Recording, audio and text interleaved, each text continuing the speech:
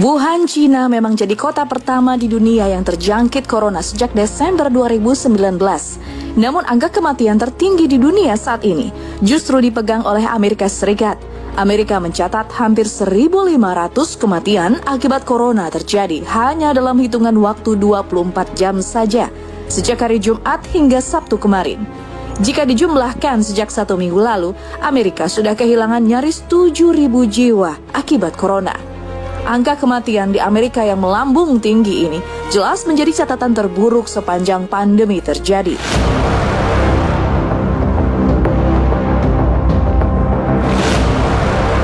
Tingginya angka kematian warga Amerika Serikat ini disinyalir lantaran keputusan Donald Trump yang dianggap terlalu santai menanggapi kasus corona. Trump sempat menyebut bahwa corona adalah flu biasa, bahkan tak meminta warganya untuk tinggal di rumah. Ditambah lagi dengan minimnya tes untuk mengetahui tingkat penyebaran COVID-19 pun sempat tak digubrisnya. Sampai akhirnya ribuan jiwa warga Amerika Serikat menyumbang catatan kelam sebagai negara dengan kematian terbanyak akibat corona. Kini Amerika Serikat menjadi negara dengan kasus COVID-19 terparah di dunia, bahkan hingga mencapai 266.671 kasus. Donald Trump pun lantas merekomendasikan seluruh warga Amerika Serikat untuk memakai masker untuk menekan angka penyebaran virus. Meski sedang ramai isu bahwa Trump sendiri justru enggan mengenakan masker untuk cegah corona. Selain penggunaan masker, pemerintah Amerika yang tadinya santai-santai saja, bahkan cenderung dianggap meremehkan pandemi ini, pun akhirnya memutuskan untuk memperpanjang masa social dan physical distancing hingga 30 April mendatang.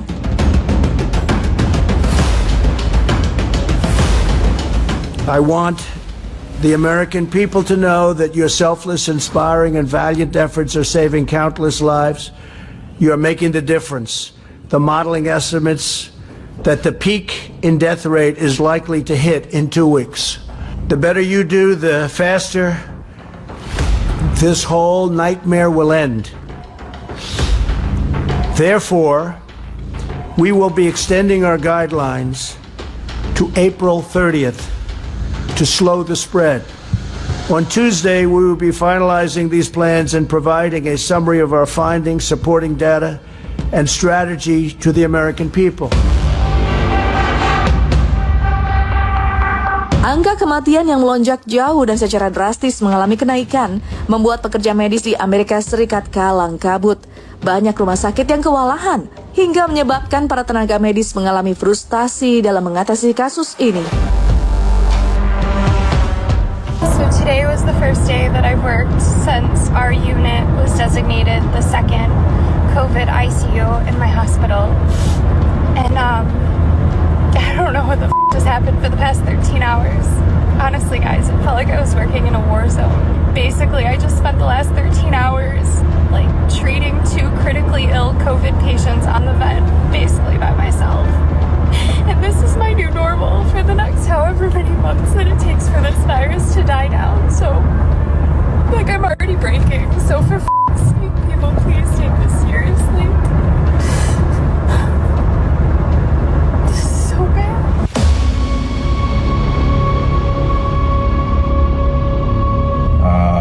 I don't know how long it's going to be, but this morning when I left the house, I said goodbye to my wife and my daughter.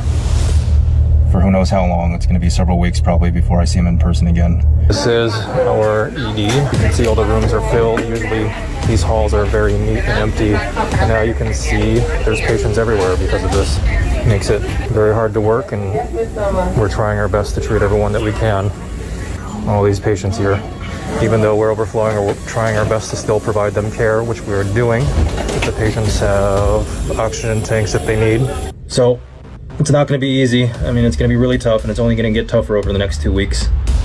But we'll get through this as best as we can, and we'll try to use the resources that we have as best as we can to help as many people as we can. Kota New York yang dikenal sibuk mendadak tenang dan sunyi. Bahkan sebagian warga mulai merasa ketakutan saat sejumlah tenda didirikan di Central Park, New York. Mereka mulai membayangkan hal-hal buruk akan terjadi. setelah melihat orang mulai sibuk mendirikan tenda-tenda darurat.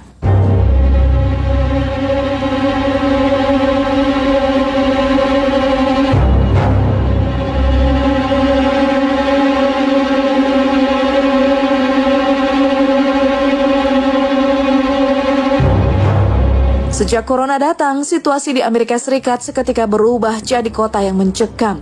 Kesibukan kota yang biasanya didominasi suara hentakan sepatu dan laju mobil dengan bunyi klakson yang menambah ramai, seolah tak terdengar lagi. Kini yang terdengar nyaring adalah suara sirene ambulans yang mulai menghantui warga New York.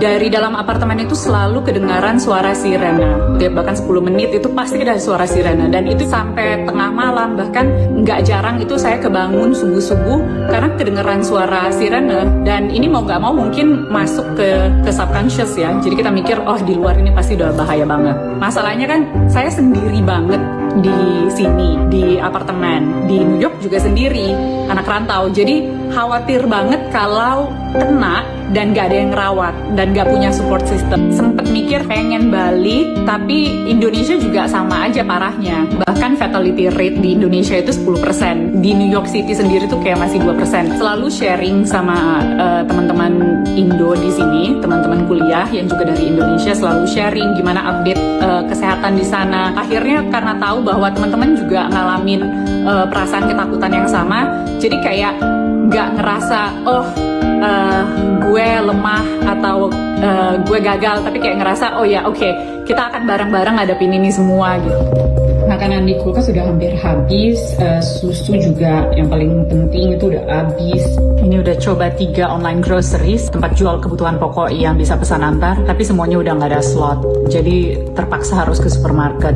Ya kelihatannya lebay ya. Tapi habis gimana lagi, karena saya udah nggak punya masker sama sekali. Di sini udah nyaris mustahil untuk bisa dapat masker. Ini adalah jalan utama di New York, Broadway Avenue. Hampir nggak pernah jalan ini sesepi ini, hanya coronavirus yang bisa buat Manhattan seperti ini. Ini orang-orang harus ngantri, dan jarak antrinya itu 2 meter per orang karena dibatasin yang di dalam supermarket. Dan ketika mau bayar juga sudah diberi tanda ya, jarak antara satu customer dan yang lainnya. Suara sirine menggaung lantang di udara tepat pukul 10 pagi waktu Cina. Seluruh warga menghentikan kegiatan mereka untuk sejenak berdiam. Mobil, kereta api, dan kapal pun ikut membunyikan suara. Selama 3 menit lamanya, warga Cina tertunduk dalam duka, mengenang keluarga serta kerabat mereka yang meninggal dunia akibat wabah corona tepat pada tanggal 4 April 2020 kemarin. Hari itu bertepatan dengan peringatan tahunan warga Cina, hari di mana mereka melakukan ritual ziarah kubur bagi para leluhur atau pendahulu mereka. Tapi hari itu ditetapkan sebagai bentuk duka atas bencana yang terjadi di Cina, termasuk para korban meninggal akibat COVID-19 yang gemparkan warga Cina. Bendera setengah tiang pun dikibarkan di Kedutaan Besar Cina dan Konsulat Luar Negeri sebagai bentuk penghormatan terakhir warga Cina, khususnya Wuhan, untuk para korban keganasan corona. Momen mengheningkan cipta ini dipimpin langsung oleh Presiden Cina Xi Jinping, ditemani para pejabat yang mengenakan jas hitam dengan anyelir putih.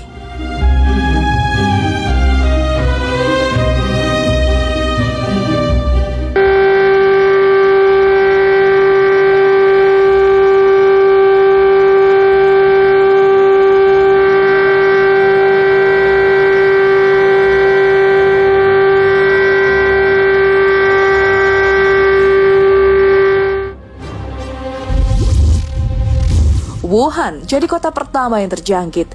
Pertanggal 23 Januari 2020, seluruh akses dari dan ke Wuhan ditutup atau lockdown.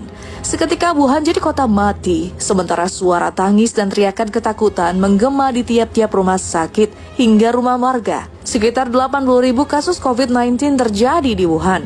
Sekitar 3.300 dinyatakan meninggal, 14 orang petugas kesehatan pun ikut jadi korban.